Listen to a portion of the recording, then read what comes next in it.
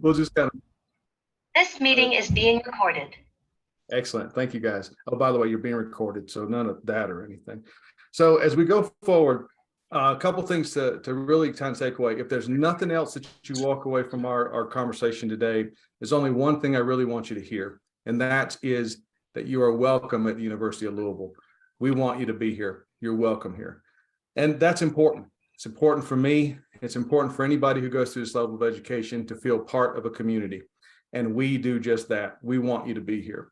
So just please understand that everything we go through, some of it occasionally will feel like a roadblock or a bump. It's part of graduate school, but you can get through it and you can do it. All right, let's get started here. Susan, if you'd kick us off and move us forward, that'd be great. All right, so this slide is the kind of the normal We Rock slide. And it's typical. If you're going to go to a presentation about, hey, I'm going to make a choice about what I'm going to do and make a commitment, this is no small commitment. So I want to point out a couple things on here. What you see, the tags that you see, the badges that you see, they're earned. These are not things that are given out haphazardly or lightly. They're earned. I'll direct you to the updates I made on the corner, upper right-hand corners. U.S. News and World Today, 2023, one of the best grad programs in the country. Right side, especially for veterans. A lot of veterans come to our program. It's wonderful to see the gentleman in his fatigues there. Good to see you. We have a tremendous amount, absolutely. We have a tremendous amount of representation here. HROD, Human Resources and Organization Development. This program started over 40 years ago as part of a DoD grant. We started, literally, the military helped start our program. We honor that. We carry it forward. Now, having said that, about 40% of our folks tend to be military folks and 60% tend to be non-military from all over the country. And we'll cover that more in just a few minutes.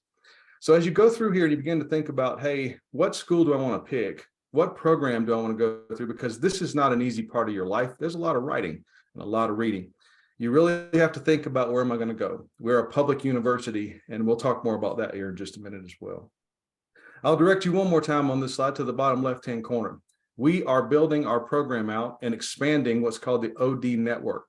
So our program is called HR and OD. And you'll see me do this a lot, by the way, not only because it's just me, but I do this because these are two different conversations in the same larger topic. Human resources is a very popular environment. It helps, obviously, companies stay stable with the people that are around and keep them moving forward in a safe and secure, productive manner. OD is organization development. OD seeks for optimizing the performance of an organization and the people within that organization. I am an OD person. A lot of our faculty are HR people. Love them to death. We have the best relationship because we don't always agree. We just, but that's kind of what makes a good team up. And I'm 100% sure what makes the program productive and good for you. So you'll see very nicely on the bottom of the slide, two different perspectives: an OD relationship that's deepening every day, and a long-standing SHRM relationship in the bottom right-hand corner. So for those of you who have who want to go forward, or maybe you have your certification in SHRM, or if you're thinking about it, this program will help you to build the credentials to be able to go take that exam and to further your career in the future. Next slide, please, Susan. All right, so a couple things are important. Tommy Fulp is one of our students. He's a current student in our program. Tommy runs a huge automobile dealership in North Carolina. I know this because I've talked to Tommy a lot, and he's a really, really, really hardworking human, just like the rest of us. Everybody on this call, guaranteed, probably 100% of us have a full-time job. We're all trying to get our, move forward in our life and learn something new. Tommy represents a really good idea of our program. He works incredibly hard. He's constantly asking good questions, and he came into our program with one perspective. And I know this because I asked him about it.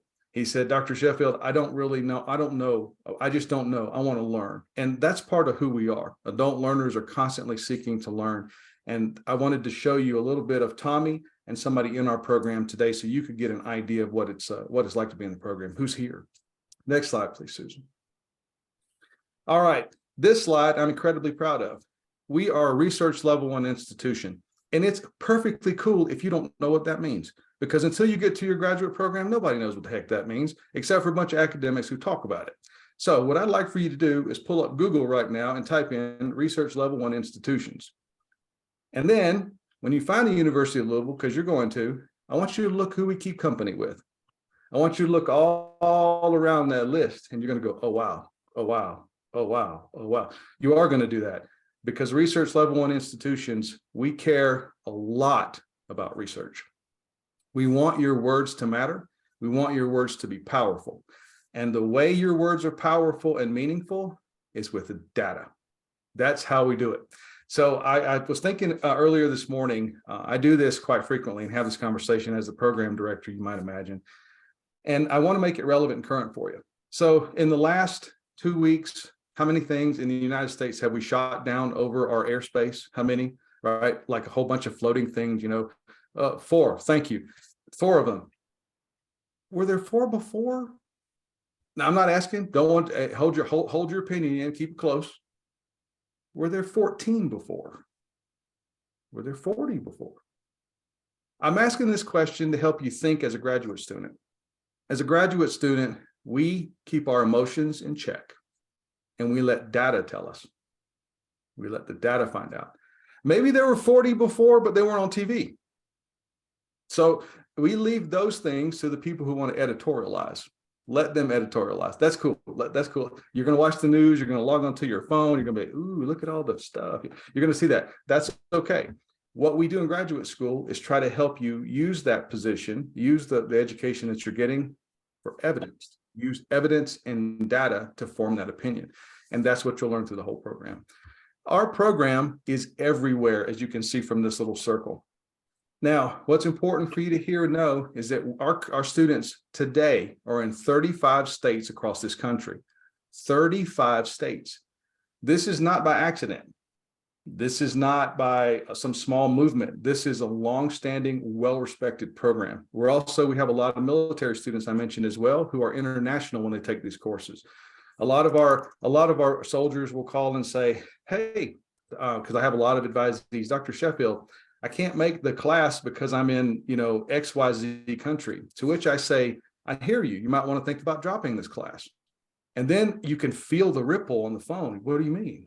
Well, you got to show up. This is graduate school. We need you. We need your brain. We need you to engage with us. So it's 3 o'clock in the morning and you don't get any sleep. Welcome to graduate school. Now log on the phone and help us. And as soon as you hear that, as soon as we feel that tone, I hear and feel the soldiers across the world go, I got it. Thank you. Thank you for the guidance. And you know what? They always deliver. They always show up 2 or 3 o'clock in the morning with a family trying to be quiet in the background so they don't want to wake their household up. And this is pure and utter respect, but it's hard work in a graduate program. And that's part of the experience you have to go through. We are a group of expert faculty. Now, I don't use that word expert lightly. That's a big deal. So many of us during the course of our day, all of us, we're going to go through something about life and we're going to find out, hey, you know what? This person is an expert in their field. I want to ask you the question, the next time you hear that word, who gave you that title? Who gave you the hat that says expert on it that you put on your head? I just want to ask you, I don't want to discuss it as much as I want to just ask you to think about it. Expertise is gained from a couple of things: learning, which is an educational path, and experience. Those two things combined together form someone's expertise over time. And that's an important part for you to know. So the biggest takeaway here is the University of Louisville HROD program is everywhere, as you can see, and we continue to grow. We continue to grow carefully, cautiously. We're not just pulling people into our program to be here. We actually want to produce and help leaders across our country grow. So that's really important. Next slide, please, Susan. Sally Daniels. Sally, I know Sally really well too. Sally is a rock star in our program. She just graduated. She just finished. Sally is one of the folks in our program who literally excelled in every possible way. And the way you excel in every possible way is, number one, the bare expectation is do your work, do it well, and turn it in on time. That's all a bare expectation, right? That's just the minimum. So if you do that and you like, yay, me, I did it. Well, no, you did exactly what you were supposed to do. When you go above and beyond, what Sally did is she reached out to all of her professors, all of them, and said, I want to get to know you a little more. How do I help you? Can I add value here? What can I do? So she created a relationship with a lot of people in a very short amount of time. And that's how you go above and beyond in graduate school, is you're looking for people around you to help you grow. That's real important to know. She came into our program, and I thought her words were incredibly powerful. She wanted to come into the program, as you can see, but she thought the community was just incredibly tight, and we are. We do truly support one another. We believe in each other, and we try really hard to help one another. Notice nowhere along that journey did I say that it was going to be easy. Nothing I just said even replicated that this is going to be easy. I'm going to fly through this. No, you're going to read a heck of a lot.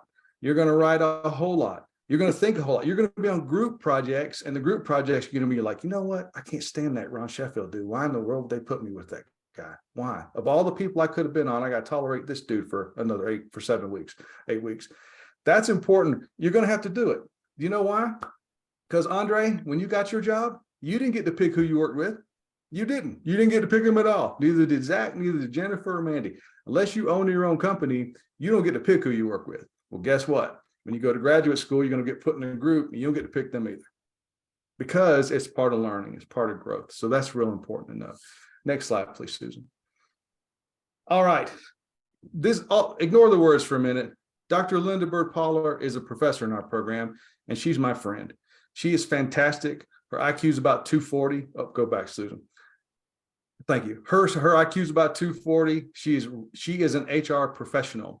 She ran human resources for our small college in Virginia.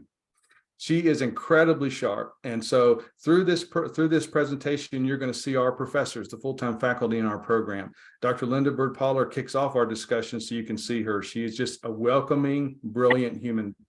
So if you decide to come here, you may get assigned to her as an advisee. Our faculty, we advise, and that's important for us.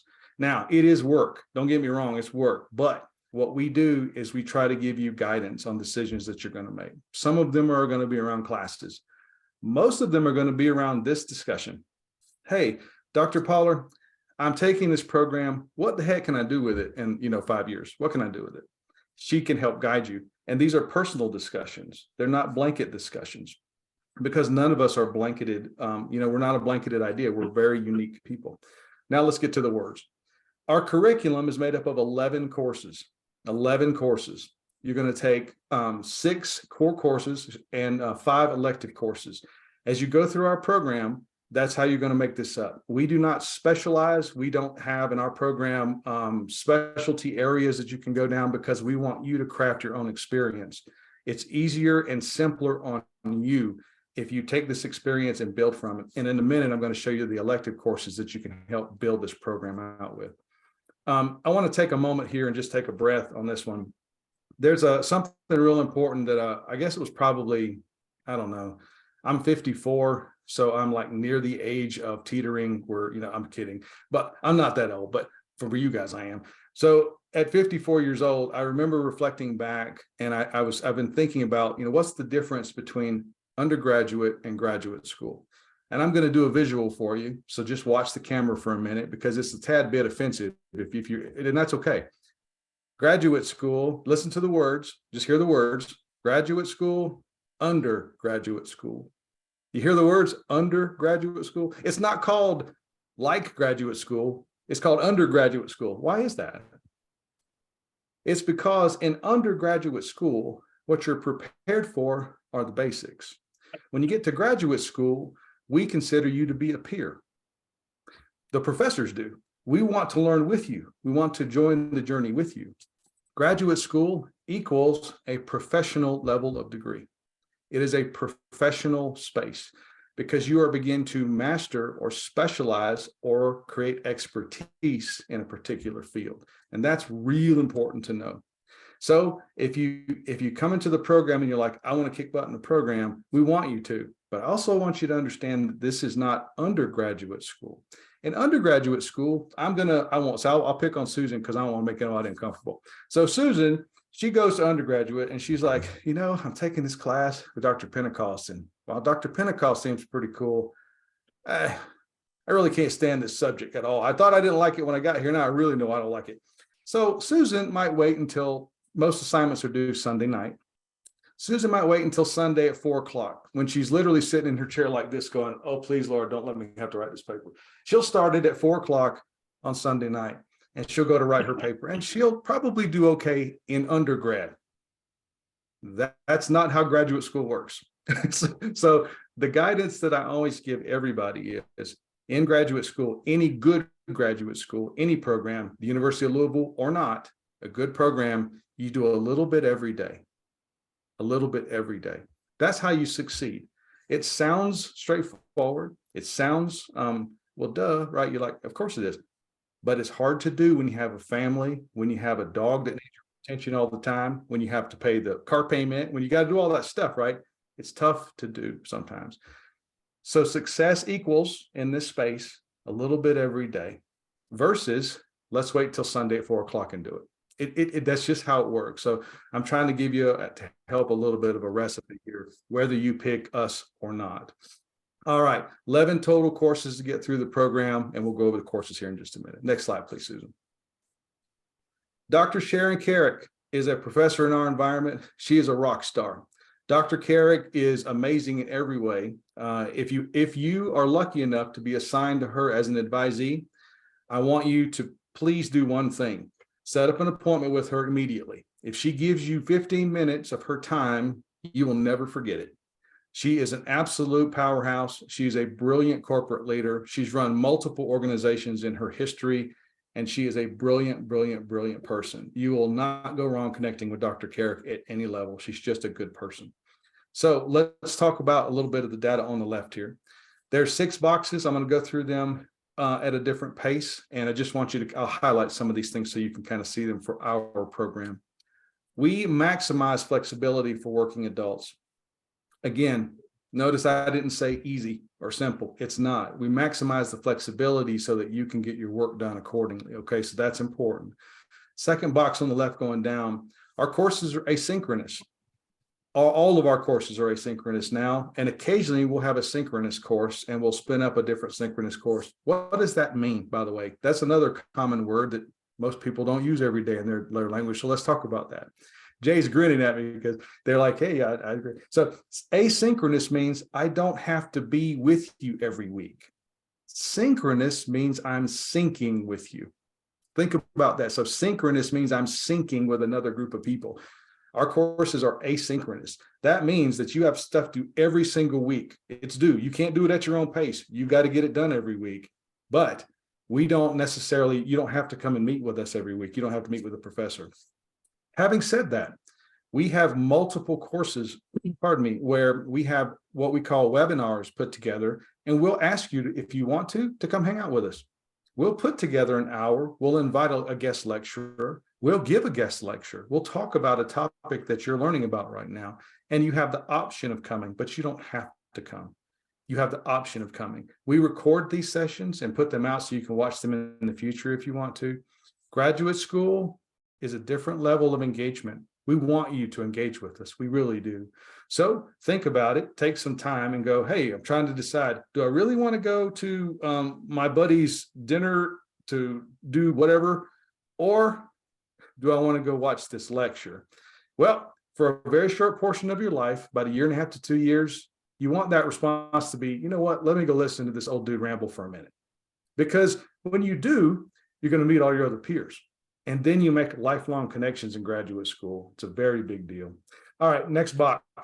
The class projects can actually be done with your work. So our class projects are all called, at the end of it, they're called a HAT. Yes, like you're putting on a hat, a Hallmark assessment task. And what that means is HAT is equal to a big paper. So HAT is fancy for paper. So if you hear the term HAT, you can think that's a paper. Now, the reason that's important is because it's a synthesis move. It's pulling everything together in your program.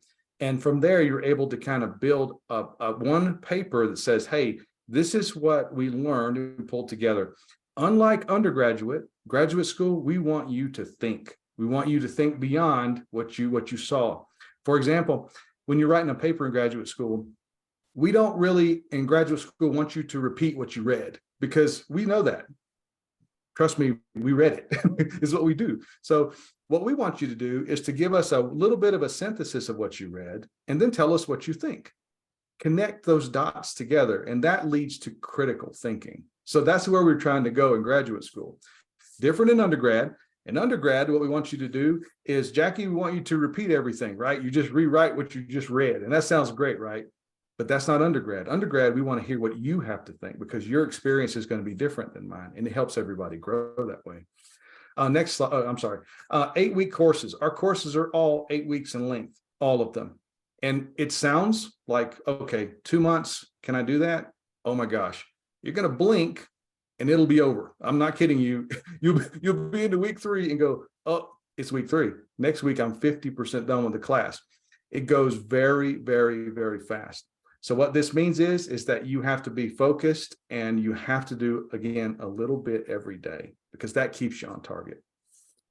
Our program is called High Touch. Our professors are available. We pride ourselves in making sure that we respond to you quickly. We pride ourselves in being available for you. Now, some of us, I won't call anybody out, but some of us have more gray hair than the others. So this shiny plastic thing is a telephone. So you might want to call. I know, shock you, especially anybody under 30. Call, don't text, because if you text me, you're going to get Y or N back. And I still love you, but I don't even do that with my own kids. So you can actually dial. There's numbers on here, and you can hit them and you can talk to me. So call me, man. I want to talk to you. I really do. And all our professors are like this. They really are. Some of them will type you a paragraph back. Others, like me, we won't. We want you to call us, because we want to get to know you, right? That's how you get to know somebody a lot differently than typing on this thing. All right. Our program is built of leaders. Our program, many of our program leave here or come in here as mid-level to senior level leaders in their organization. We do have some entry-level folks that come in, and that's wonderful, because you learn a fantastic discipline if you do.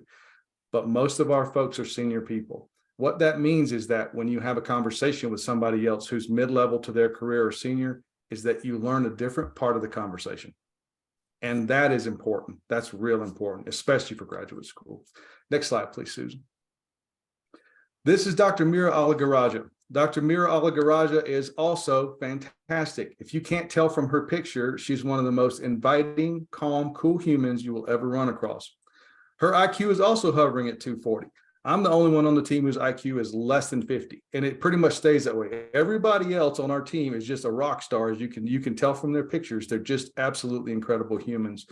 So Dr. Mira Alagaraja is one of those folks as well. If you get to meet her and can connect with her, you will never forget this as well. And I promise you, you'll never forget it, because she's exactly like this picture presents. She is calm, she's lovely, she's patient, she's kind, and she's absolutely brilliant.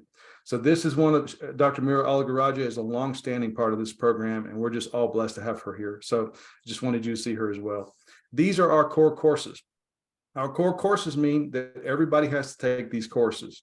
Now I'm teaching right now Lead 661. Lead 661 is adult and organizational learning. I love this class. I absolutely love it, because you learn how you learn. You learn how an organization learns. That sounds simple, and it is. It's not difficult, academically not difficult. But when you get into it, it creates a whole new series of discussion with one another. You begin to respect things differently, because you learn how you learn. And I know that sounds strange, but this space is a space where we begin to really dive into both. We touch on pedagogy, right? And then we expand in andragogy. We really do expand that discussion around adult learning and experience-based reflection. That's real important. And you get that as you get, every time I get a new piece of gray hair, I get a little bit wiser. Notice I didn't say smarter, but wiser. And that's exactly what happens as this lid is it kind of pop up. So all of our program, you're going to go through 616. I'm just pointing a couple of these out. Lead 616 is our capstone course. It is the last course that you typically take in our program. It's a culminating event. It's fantastic. And we'll talk a little bit more about that when we get to one of the other professors in a second. Lead 617 is the introductory course that you take when you come into our program. It's typically, not always, but it's typically the first course you take. It doesn't have to be. You can take some of the others, but we recommend that you take that first. I usually teach Lead 617. So you'll get me right out of the bat. You're like, oh my gosh, I got to tolerate this guy. Let me just get past him. But here's the cool part about Lead 617. Lead 617, it does some of the basics to help us all. We go through, how do you write an APA paper?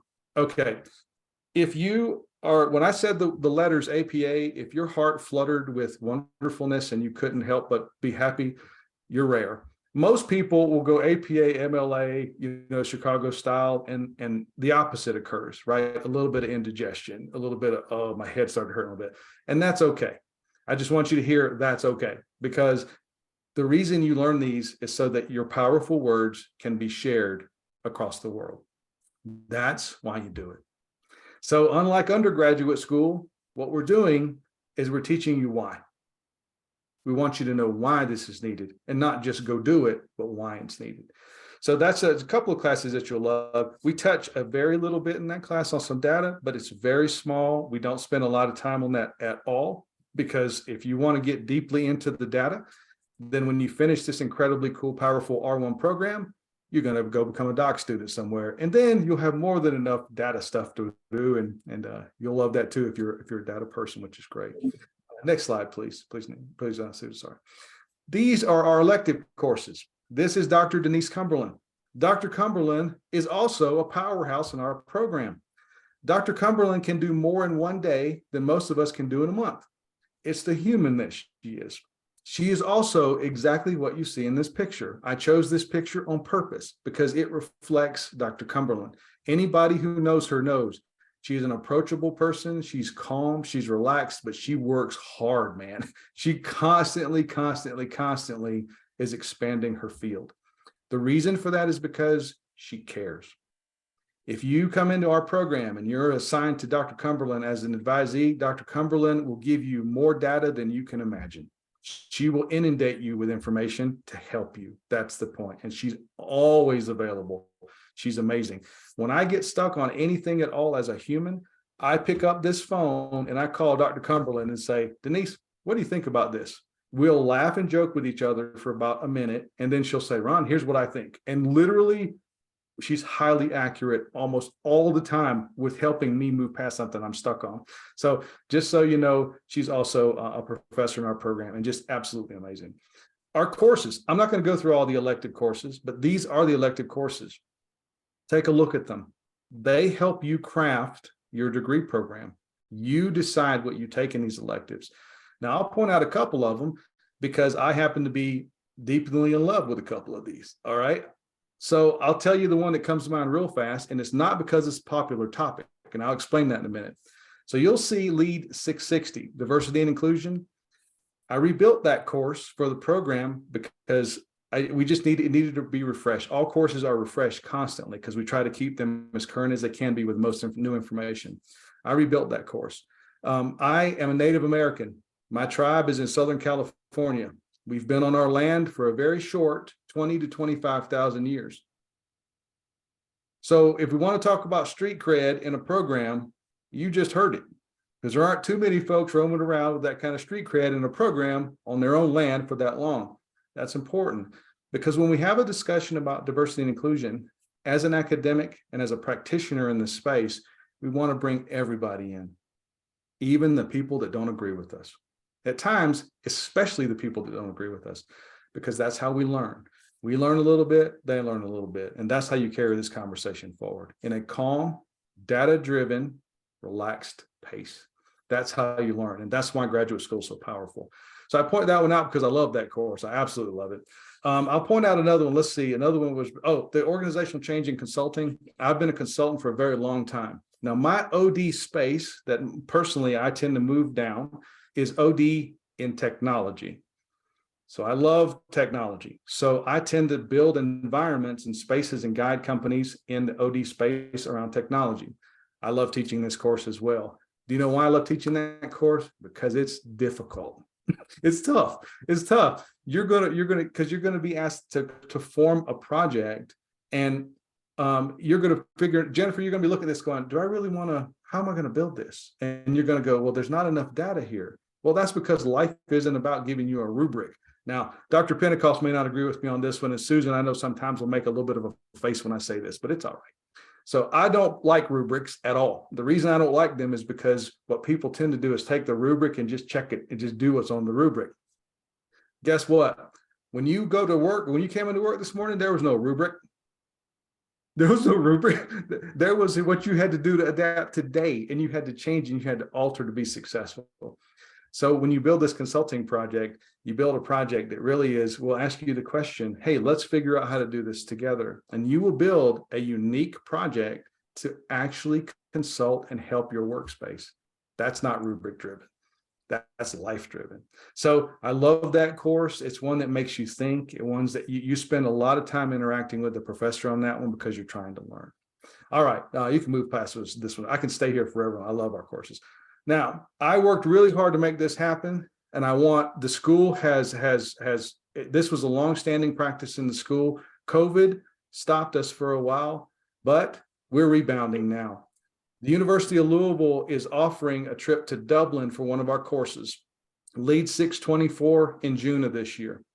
This is no small thing. We are proud of this, incredibly proud of this. This will be led by Dr. Linda Bird-Poller. You saw her picture up very first when we came up. She's leading this class for us, and she will be taking a group of people, students, to Dublin for this conference. She'll be presenting at that conference. We're asking some of the students to try to figure out, hey, do you want to present at the conference? And we're building this out. This is an amazing opportunity for our students to grow, to learn, to see something new. Now, I'm incredibly jealous because I haven't been to Ireland yet. I haven't. My wife is Scottish Irish, so I know the human part of it, right? Because I've been married a long time, like 34 years now. But so I know, a little bit of that. But what I don't know is what it looks like, and I'm really looking forward to going. So I constantly tell Dr. Poller I'm jealous of her, but I'm also incredibly happy for her and thrilled for our program. So this is an incredible opportunity. Now, why I point this out is because we used to do this prior to COVID every year, and we've started back. So this is 2023, and we're also now thinking about trying to put one together for the end of the year, possibly to South Africa. Point is that we're finding different places across the world that our students can go experience what HR and OD have to offer in different environments. And this is incredibly cool. So whether you go or not, what a neat experience for people to go learn from. Next slide, please, Susan. All right, Dr. Bradshaw. Dr. Bradshaw is, as his picture shows, he is a movie star. Dr. Shuck is literally everywhere. If you go online right now and you type in Dr. Brad Shuck, you will see pages and pages and pages of Dr. Shuck's work. He is a prolific writer. He writes a lot. He thinks a lot. He's a good human. He works really hard in our program. And he was a program director before me, so I'm constantly walking around him with my head held a little bit lower just to make sure that he understands, how I appreciate what he's done. So just so you know, if you want to connect with somebody who's got a tremendous amount of marketplace knowledge and reach, Dr. Shuck is that man. And this man sincerely loves his family. That's I've been married for 34 years. I've got two daughters, 32 and 25. They text me, believe it or not, or call me all the time. And I'm proud of that. So he's just a really, really, really good person. Thank you, Susan. He is a top researcher, just an amazing person to learn from. A little bit about our tuition here, and I'll go over it briefly if you decide to come and join us. 2.5 is an undergrad GPA minimum, but you may be saying to yourself, you know what? I didn't make it. I'm at 2.2, 2.3, whatever that number is. Don't let that stop you. Don't. Because the people that we're looking for are the people who are going to work hard and understand that life throws curveballs at you. And guess what? When you were 18, 19, 20, 21, 25 years old, a whole lot of us stumbled in school, man. It's hard. It's hard. You know why? Because you're trying to go, does this shirt look good on me? Do I look sexy in class? Versus, I wonder how I'm going to make the car payment. Versus, hold up, I got to write a 5-page paper. I don't even know what this topic is. What are you asking me to do? My point is that it is not unusual to be in that age and not do well in school. It is not unusual. So don't let that stop you. Having said that, notice I did not say when you get here, this was going to be easy. So I'm trying to balance it out for you because I want to be authentic with you. When you get here and you get in this program, research level 1 master's degree, graduate school at a public university, you're going to work hard, but you're going to love it. You're going to absolutely love it. This is an act of perseverance, one foot in front of the other, and keep moving and don't stop. That's what this is. Just constantly moving forward. So that's important for you. So don't let that stop you if your GPA is right there. Okay, please don't. You got to write a couple letters of recommend, or go get a couple letters of recommendation. Go find somebody that says you're wonderful and have them write a letter for you. That's just that straightforward. Send in your resume and goal statement.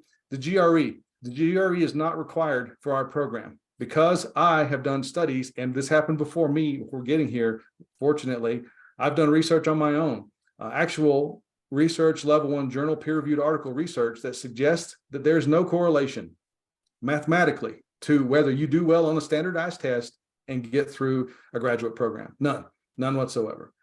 But it's also, there's a gray spot in here, right? And the gray spot is that you got to work hard. You really do have to work hard. Our tuition, as you can see the rates here, if you decide that you want to come join us, we have an incredibly powerful institution to help you move through this whole process real easily and smoothly, and we welcome that. We absolutely do. Next slide, please, Susan. Now, at the end of this, we want to open this up to you for questions. So we've got maybe about 10, 12, 15 minutes or so that we want to kind of open up the floor. I want to say a couple of words in closing, and I'll actually be quiet here in a minute. I want you to know that, again, you're welcome here. We want you to be here. You're going to work hard. We're ready for you if you want to be here. This is going to be an enjoyable experience. We do not want you to go through this program and not enjoy it. Part of learning is about enjoyment. Again, I didn't say easy, okay? It's part of it's part of life. It's learning something new, and that's a gift. Many of us have the opportunity to just to learn something new. Please join us. Now, I'm going to open it up. Ask anything you got. It's okay, because trust me, if you have the question, I promise you, if we can't find it, we'll figure it out what it is for you and get back with you. And there's probably 5 other people on here who might be curious about the same question. So please feel free to ask. All right, I'll actually be quiet. What questions you got? Hi, Dr. Sheffield. My name is Melissa. I just want to say thank you for doing this. This is wonderful to have, a small setting like this. I mean, you can go online and read everything, but to actually get to feel and understand the types of people you're going to work with, it is much more welcoming. I can say I actually finished a master's from the University of Louisville a couple years ago, and I had nothing but great things to say about the university, which is why I'm back again. I've kind of changed fields.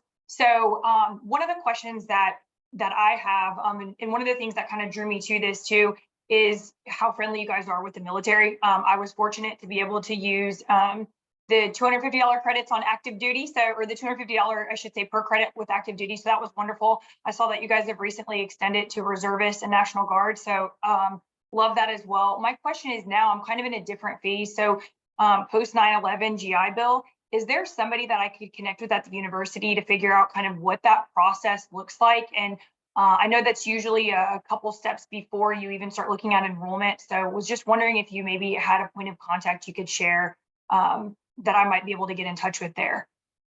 And Melissa, fantastic question. I don't know the answer to your question. Let me start there. That's the first one. But what I can do is, Susan and Dr. Pentecost, might you know the answer? If you don't know, what we can do is we can capture your information, Melissa, and make sure that we get back with you on exactly who to contact to kind of route you through that process. Because you're right, that is a little bit of an art form. There's no doubt about it. So thank you, Dr. Pentecost.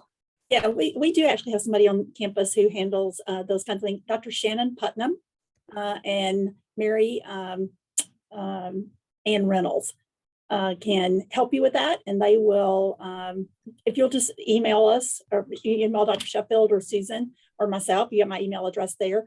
We will get you connected with Shannon and get those questions answered. They do a lot with our transfer services and with our military students with their the different kinds of payment systems that are available now with the TAs and the after you exit. So they will help you, guide you through that process, and that's what they're there for. So we're happy to help. Awesome. Thank you both. I really appreciate it.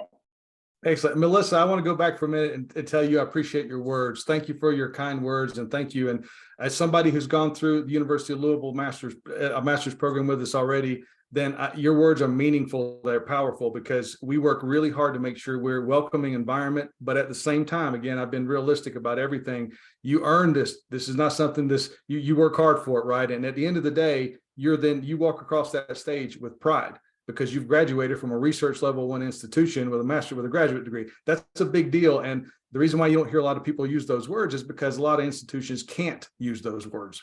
They can't. We can. And so I'm a little bit puffed up about it all the time because I teach here. And that's a choice. It's an active choice. So Melissa, thank you for your kind words. Really do appreciate it. Other questions? Yeah, I'm sure you got some, because I know I didn't run my mouth for 30 minutes and hit everything. So please, what other questions you got?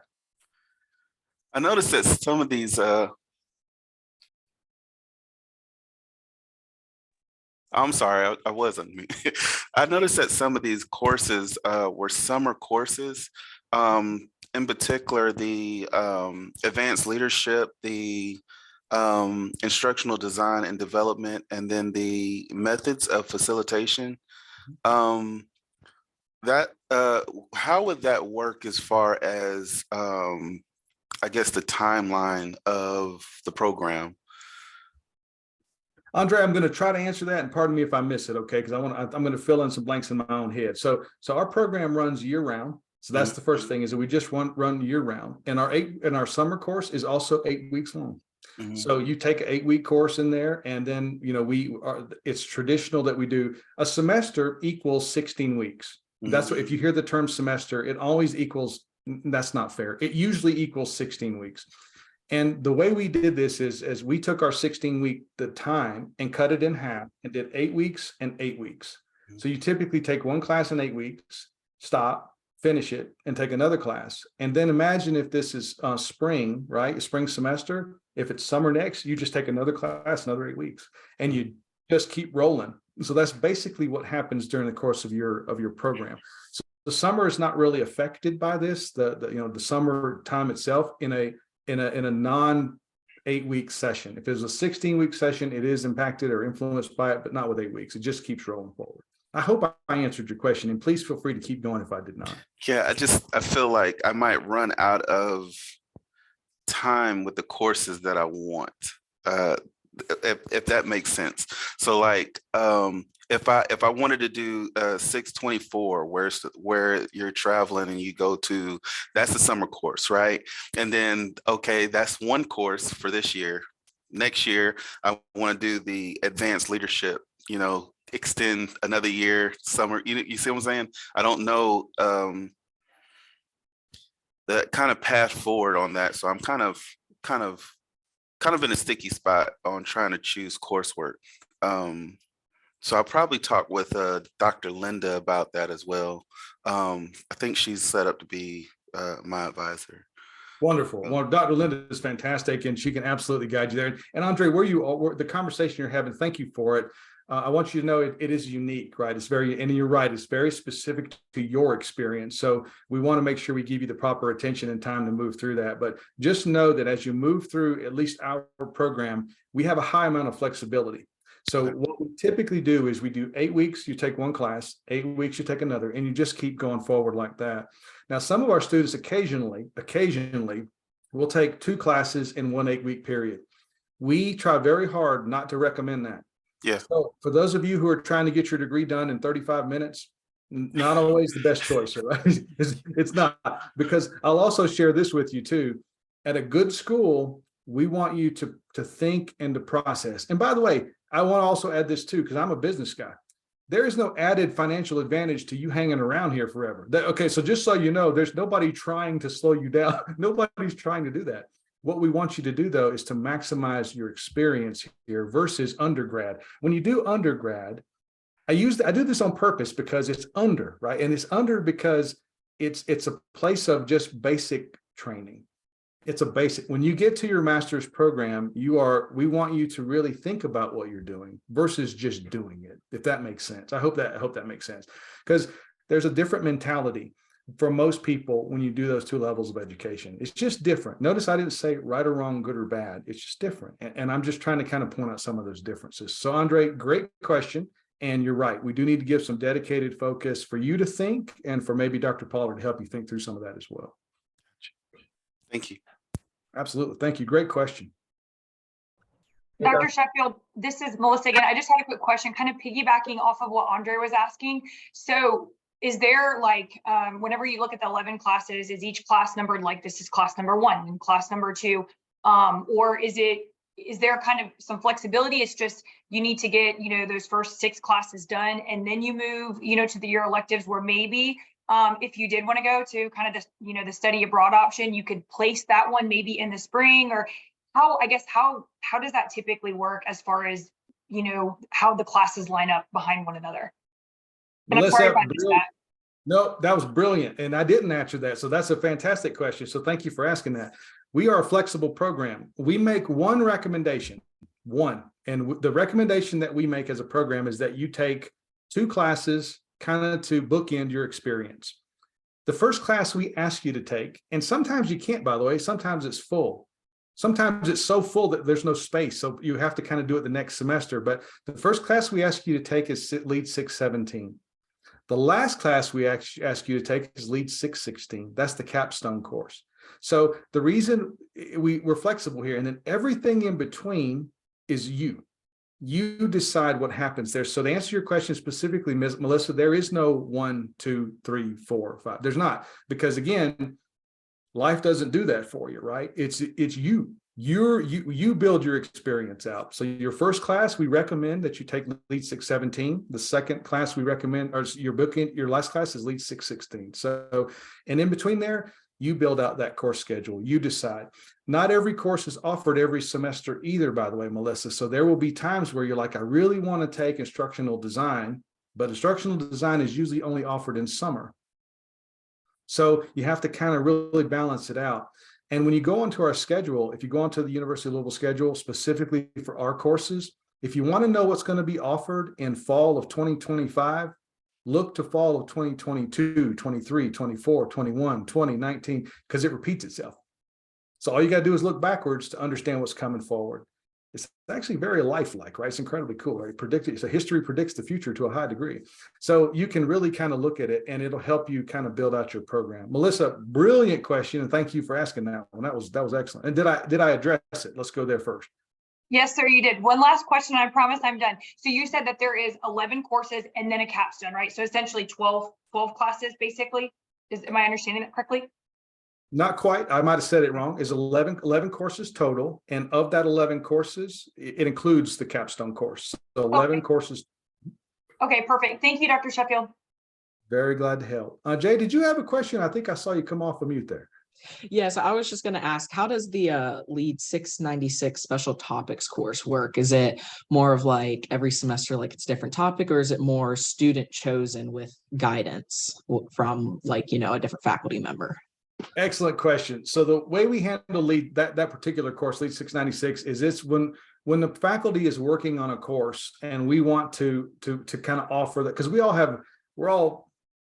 like our topics, right? We like our thing. And sometimes we'll create a course in that thing and go, this makes my heart race. Therefore, I want your heart to race. So we'll offer that course up, and then people, students will sign up for it as an elective course. So it's a professor-driven course, and it's for us to occasionally offer something that's quite unique in our space. And it can range greatly. So it really just depends on what that course is. And it's not typically, we don't really do a whole lot of independent study at master's level. When you get to your doctorate, there's quite a bit of independent study that goes on. But in a master's program, in our program, we try not to go down that route, if at all ever. Okay, awesome. Thank you. You got it. Great question. Dr. Sheffield, can you hear me? Yeah. Jackie? Richard Bray, thanks again for doing this. Jackie's sharing her screen with me. We're an HR team for charter communications. So Got it. about putting in applications here. So 2 questions. One, with the fees, $775 per credit. Mm-hmm. Is there some type of estimate we could get with the other fees that are included with that? Just because we're trying to figure out just financially, since the company is going to help finance it, we just want to make sure that we're not going over our threshold with that. So is there like an estimated per credit, kind of what those fees would include? Yeah, I'm probably not the right one to talk to that one, and I don't want to be wrong on that one. So pardon me I'm going to defer you only because I want to give you the right data. Okay. Not because I don't want to address it, but because I know that the entire financial arm of our institution is an art form and a science. And it's both of those that I tend to move quickly away from because they're complicated. So they're very, very difficult. So I don't want to answer you incorrectly, but what I would like to say is if you could share your information with Susan or Dr. Pentecost or me, we will find you those answers and we'll get them back to you, I promise. Okay. But I can say from previous discussions on this, that there aren't a whole lot of additional fees in there. There really aren't. And again, I'm saying that with a little bit of guesswork, but not a whole lot, because we've done this quite a few times. So I wouldn't fret too much about those added, we don't have, I know there's not like an additional, $8,000 Susan Hildebrand fee that pops up out of nowhere. There's just not that's because we're a public school. So absolutely. Great question. No, thank you. And you said you had two. Yeah, the second question is, so, part of the reason what we're looking into this is we deal with a lot of FMLA, ADA type of claims and stuff like that in our day-to-day. And we're all really interested in kind of a bigger picture of how that works globally, just within the field of HR. Would the diversity and inclusion class be a good course to kind of take to get more kind of broad scale thinking with how FMLA and ADA processes work? So thank you. And again, I'm going to break it apart because it's how my brain works. So the FMLA ADA discussion is a human resources, very specific policy driven conversation. We have two courses that I'm very, very familiar with that offer some deeper dives into that FMLA ADA discussion. Within the DE&I space, we don't go very deeply into the FMLA ADA space. We do touch on the ADA space, but not very much. This is a theory-based course that straddles practice as well for the DE&I course. And the purpose of this is we quickly cover some basics of why are we having this discussion today. That's number one. And then we dive deeply into the theories, some of the theories around what's going on in this space and how an HR professional can adopt to it. So the DE&I course is a little bit broader in scope. Some of the other courses that we have tend to dive deeper into the FMLA space to kind of give you some academic power, some background. So as you do the research, you can begin to inform policy a little bit differently. So yeah, I hope that answered your question. Hope I got close to it. Yes, thank you. Appreciate it. Absolutely. And as you get into the program, by the way, we can help you. And I can actually even send you, pardon me, if it'll help you, we can send you a description of the courses on one sheet, because I'm simple, man. I'm over the top simple. And if it's all in one place for me, I go, oh, that's how it works.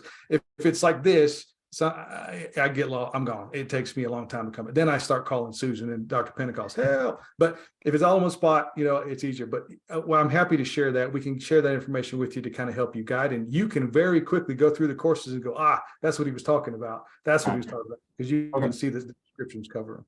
Sounds good. Thank you so much. I appreciate it. Absolutely. Great question. Thank you for asking that one. All right. I've got a little bit after. I've got about a few minutes left here, but I don't want to rush anybody. I want to give you opportunity. This is not a small decision and not a small choice. And I want you to have plenty of opportunity to discuss any topics you have. So any other questions?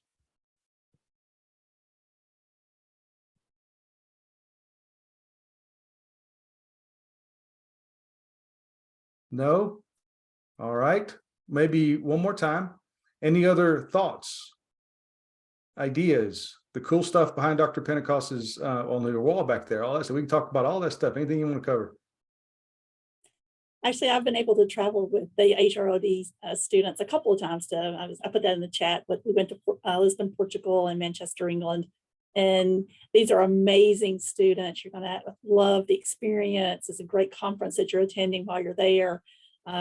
We got to see some industry leaders in those countries while we were attending. And so it was an amazing experience. And these are, as Dr. Sheffield spoke highly of the faculty in the program, but I'll second and even give him a high five for that, because they are amazing faculty to work with. And I've been at the university for a long time and they are phenomenal. So it's a great experience. Our office is here to help you with any kind of admission. We kind of shepherd you through that admission process. So if you have any steps along the way where you need assistance in the admission process, we're here to support you and help you through that part. Gotcha. Excellent. I did have one quick question about that program specifically. So say I'm starting this summer for the course, for the program. That summer course would typically be my first course in the program. Would you suggest that be the first course followed by 617, the evidence-based, or still go with that evidence-based being the first one and then kind of capturing that on the next year? So Andre, thank you. Great question. And by the way, Dr. Pentecost, thank you. Really appreciate your input there. Andre, you're asking an emotionally driven question to which I will respond with an emotionally driven response. So we typically guide our students to take 617 first. Notice I used that word typically. I didn't say it fast. I used emphasis on that word. The reason we typically guide is so that you can make a decision and a choice sometimes that fits you. This is an exception to many, many things. If you're able to get into the program and get admitted quickly enough and get into class, there is no one that's going to say, Andre, you got to miss the Dublin trip. No one is going to do that to you. We're going to do the opposite. I'm going to be talking to Dr. Pollard going, how can we figure this out? Can we get him in there? So please know that, there's no guarantees to any of this, right? Because again, this is actual life, right? There's no guarantees. You got to get in to make it happen. Yeah. But your question is a valid one. It's a real one. And if you made that decision and can get in quickly enough to the program and get accepted and go through the paperwork, because there's always paperwork, right? There's a lot of paperwork. So when you do all that, let's move forward and figure out how to make that happen. So don't fret about that at all. Life is about change. Our program, we are the best at this. It's what we do. If there's any group of people in the world who have to understand human resources and OD equals change, it's us. Mm-hmm. We understand it. So we're guiding you. We're guiding you, but very few of these things are actually just sticks in the ground, right? To say you can't go here, you can't go. They're really just they're guiding patterns to help you succeed. Okay. Great question, though. But you ask it so calm. You ask it so calm. He's so calm about it, right? but the emotions are just so cool. So thank you for that. All right. So I've ran definitely longer than normal, but I wanted to give you all plenty of opportunity to ask questions. So I'll do one more round here. Any other questions or comments, thoughts on what we've covered today?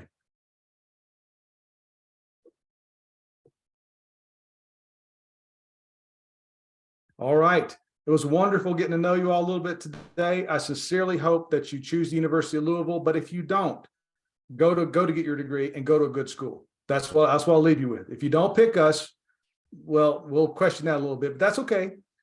Go to school, go do it, go make it happen, and pick a good school, because I'll leave you with this. In your undergrad, people ask you when you finish your undergraduate program, they ask you, hey, what did you take? What did you take? What did you study? That's what they ask you when you finish your undergrad. When you finish your graduate degree, do you know the question you're going to get first? Where did you go? It's the first question you get because it's a professional level of education. Having said that, have a wonderful day and thank you for your time.